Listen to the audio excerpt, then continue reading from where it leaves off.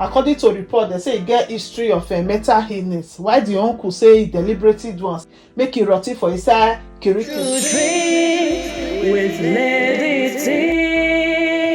Hi everyone, welcome back to this YouTube channel, True Dreams with Lady T. It's your sister, your friend, is your girl. If this is your first time or you just did get post for YouTube, you just come across this our channel, please consider to hit the subscribe button, click on the notification bell so you will know anytime we put video here. Thank you so much for coming around again and God bless you.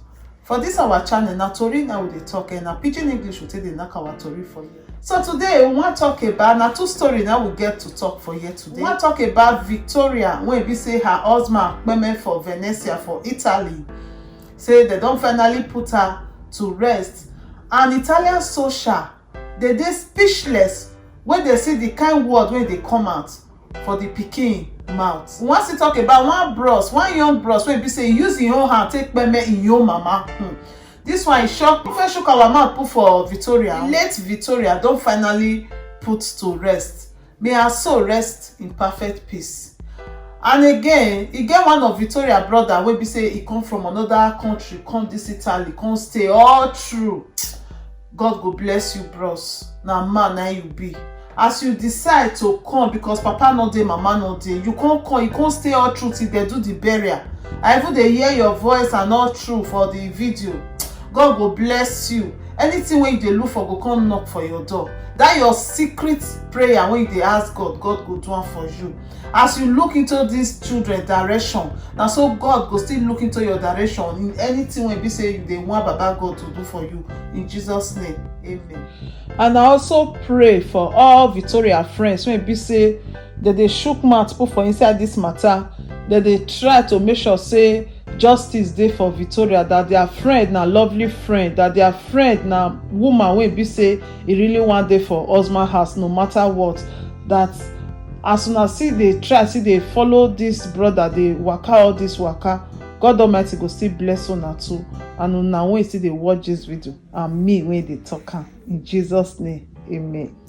So as the matter come be, I come try to find information about Victoria children to know how they don be, because that day na the news don talk and say social don carry them tay. And we all know we when they stay for this country, we know say if this kind thing happen, especially say na the front of the children, na the papa for take payment their mama, na be say the children they no like me even near where the papa dey at all. And again, 3 children they no dey like to give one family, does say because it go too much, it go too heavy that they need to share. And beside that, if anything happen like this, if they want give the children out, they don't even they like to give the children to somebody when don't get children before. They like to give the children to somebody when you know get, so that it go fit take care of the children well, so that they do one. So I can't just they worried about these children because the 2 days small, they never really know themselves. For them to just separate like that, it go hard, you know, it go really hard. If the office see body again in future, now that one can't be my fear. So I can't see as the lady when be say I know when be saying and their mama they work together. Now she can't tell me say no, say they not separated. That boy now odogun na man na he be that small boy. It can't be like say in mama spirit enter into him. He can't they behave like mother to the children. Everybody even they surprised that even they tell the social say he no one make them separate them. Anywhere he dey, younger ones they must deal with them. That make them not separate them. Now waiting this small pikin till they cry. And this country waiting I tell like them, they like to listen to children and they like to take wetin children see they tell them sometimes, you know.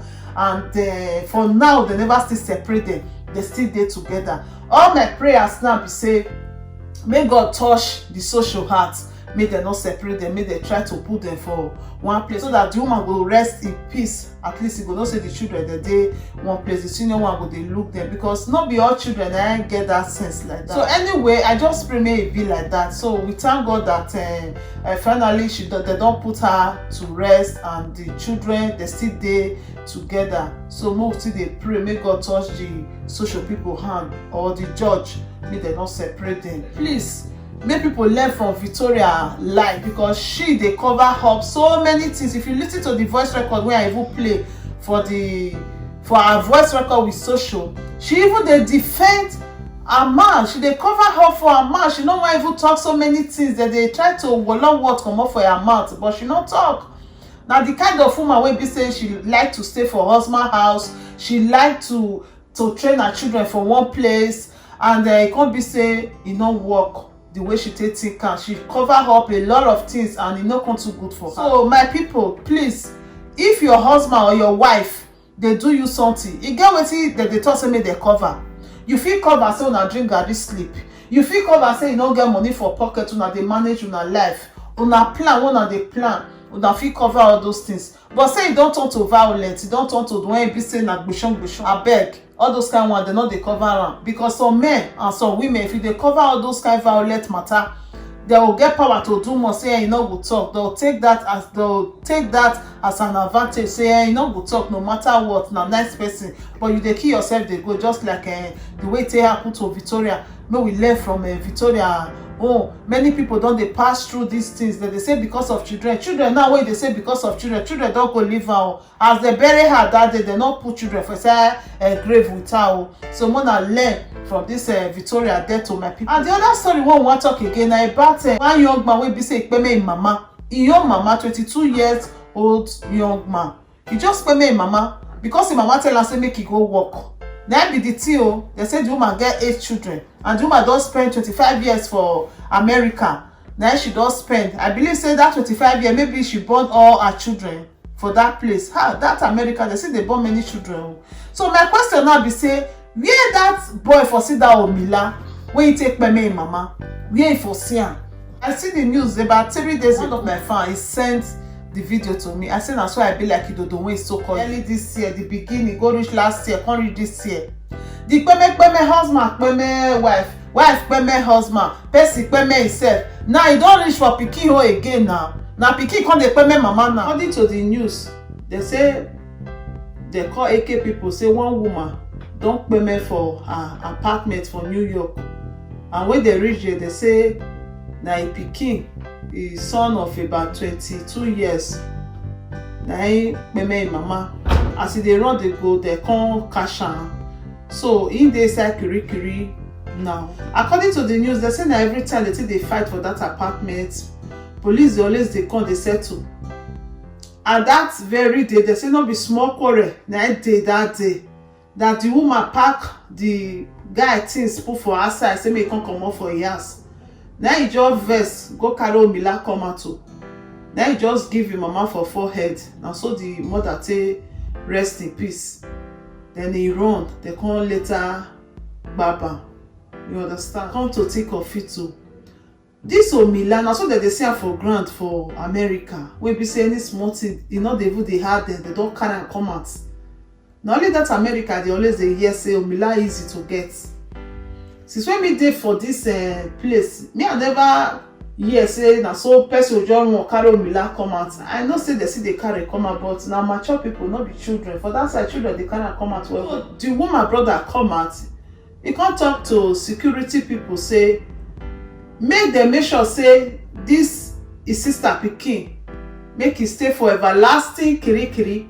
Make them not ever let her come out. Say na lazy man, say he no wan work.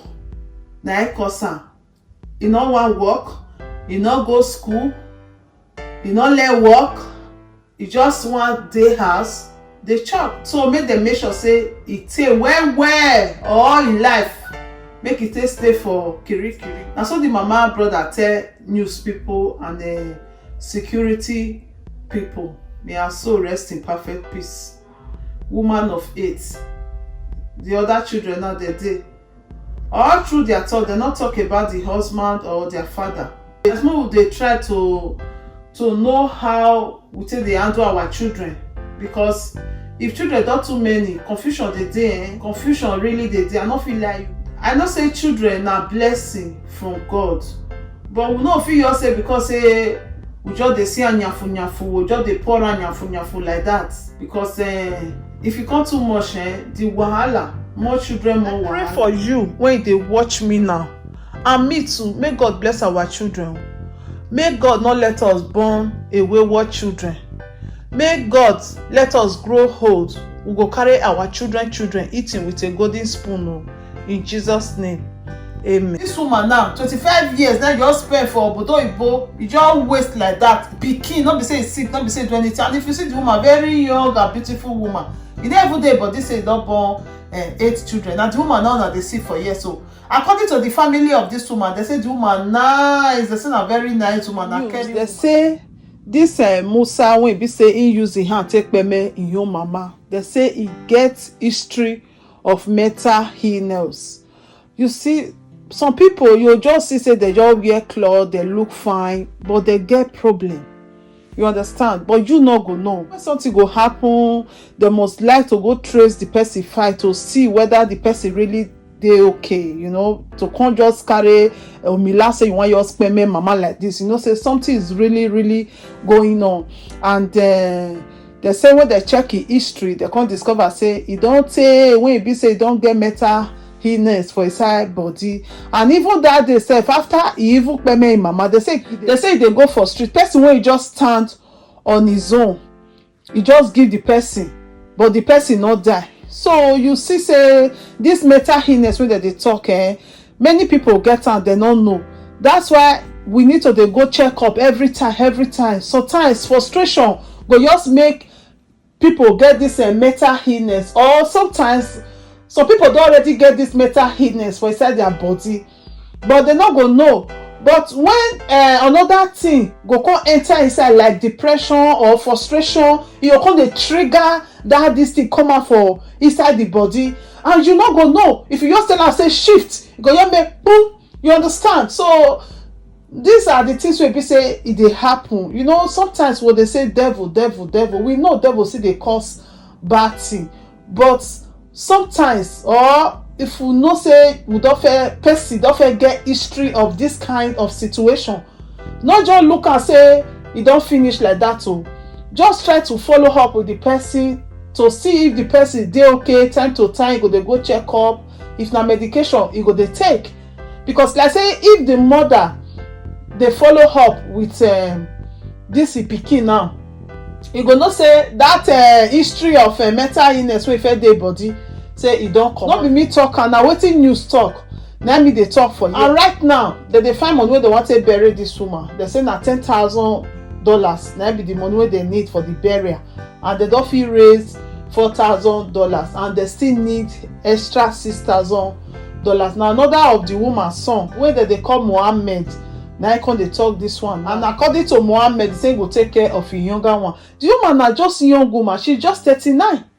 They say na 90s she quit enter America, and now she just enter, she just begin the but some say na from Gambia, while some say na from Sierra Leone. Anyway, we are all Africa. So I just pray may our soul rest in peace. And again, we will try to dey follow up with our heads. We will try to dey follow up, because anybody wey don't get any mental wahala like this before, make una not just look and throw away face. Try to follow up with am, because anything you do, you go feel say na the best thing na they do. You don't know when you take do all these things when you do. My question now be say, if the uncle know say sister pikin get this kind of situation, so I don't know why he come to say make dem leave am for everlasting kirikiri, because this kind of situation, oyibo people be not dey lie, because everything they dey for history.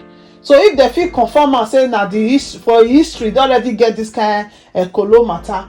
So I don't know why the uncle can't decide to talk like this, or the uncle not dey aware. But anyway, we will try to see the talk to our children anyhow the matter can be, because we don't know which one to follow now.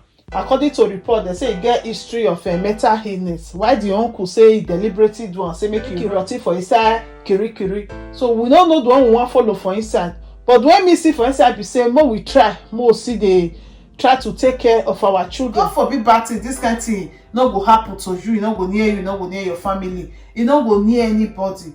What you go do to this kind pikin? What will be the best punishment to take give this kind pikin? I believe say this pikin go don dey regret what he do now. You know, we when they be in Africa, we for grow. We know say our parents na our responsibility, but for abroad for here, once the pikin don grow, they'll come dey want make you wey be the parents be their responsibility. The thing don dey cause big wahala for this obodo oyibo. Children don dey grow, dey come o. Now wow, all this one na lesson wey be say many people go dey learn o. We need to dey teach our children our Africa way. Say once you don grow to be 18 years, you need to think about your life, face your life. Not expect say na mama go be Maggi, na mama go be cream, na mama go be everything. As far as say you don pass 18 years, you need to stand up for yourself. If the pikin na student, we go know say okay, na student, e still dey go school, e need support, and we fit dey support am because say na student. No be say you no go school, you no learn work, you no get the one you dey for inside. My people, una still reason this. Wetin una think? Una leave una comment down there. Your comment is very, very important. Thank you so much for watching. I remain your sister, your friend, your girl, your pikin. Anyone you come here, I did there for you. True to this bright life with Lady T. See you on our next video. Ciao. If there is anything that is bothering you, my friend, please say it so others will learn. Bring it to True Dreams with Lady T, and God will be your strength. Bring it to True Dreams with Lady